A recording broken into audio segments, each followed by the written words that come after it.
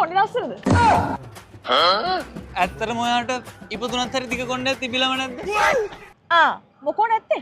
ටික කාලයකට කලින් මගේ කොණ්ඩේ දනිස්සුනත් පල්ලෙහාට තිබ්බා. නෙක්ස්ට් රපුන්සල් වෙන්න හිටියේ. මල සමයන් බෝල සබා. ඉතින් කොණ්ඩේට මොකද උනේ? මගේ කලින් බොයිෆ්‍රෙන්ඩ් කියලා තිබ්බා. ඌ ආස මගේ දිග කොණ්ඩේට කියලා. මට කපන්නවත් දුන්නේ නැහැ. ඉතින් ඒ හැලපෑ බ්‍රේක් අප් වුණාට පස්සේ එයා ආස කිසිම දෙයක් නැතුව ඉස්සරහට යන්න ඕන නිසා මගේ දනිස්ස ළඟට තිබ්බ කොණ්ඩේ මම පස්ස ළඟට කපලා දැම්මා. අම්මෝ. ඔයා නම් හරිම බුද්ධිමත් පාටයි. පස්සේ ඉතින් ජීවිතේට එන්න එන ප්‍රශ්න වැඩි වෙනකොට මට හිතුණා අලුතෙන් ජීවිතයක් පටන් ගන්න ඕනේ කියලා. ඒකනත් ඉතින් ලේසිම ක්‍රමේ කොණ්ඩේ කපලා දාන එක. ඉතින් මම කොණ්ඩේ තව ටිකක් කපලා දැම්මා. හරේ වාහ්. හරිම බුද්ධිමත් පාටයි. පිස්සු දානේ මාස් දෙකකින් වෙයි කියලා හිතාගෙන ඉරට අවුරුදු දෙකකින්වත් කොණ්ඩේ වැවුණා. නැති කොණ්ඩේ ඉතින් හිටවන්නේ නැහැ. ඊට පස්සේ ඉතින් තියෙන කොණ්ඩේ ගේමක් ගහනවා කියලා හිතාගෙන ඉන්නකොට කෙල්ලෙක් ලස්සනට කොණ්ඩේ කපලා තියෙන වීඩියෝ එකක් දැක්කා.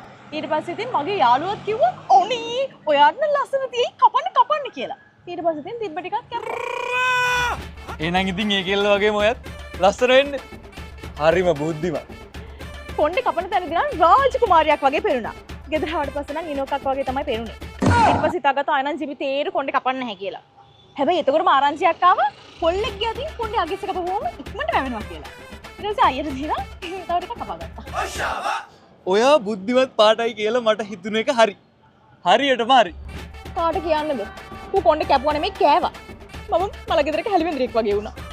අන්තිමට ඉතින් තියෙන ටික හරි පරිසම් කරගන්න කියලා හිතාගෙන සැලොන් ගියා. ඒ පාරණා කරන වැමිදුව මගේ කොණ්ඩේට කෙලියා. අන්තිමට මෙන්න මම ඉතුරු මෙච්චරයි. ඕන්න ඔකයි මං කිව්වේ. ඔයා හරිම බුද්ධිමත් පාටයි කියලා. ඇයිනේ හැබැයි මම කියන්නේ? මං කරේ මෝඩ වැඩක් නේ. නෑ.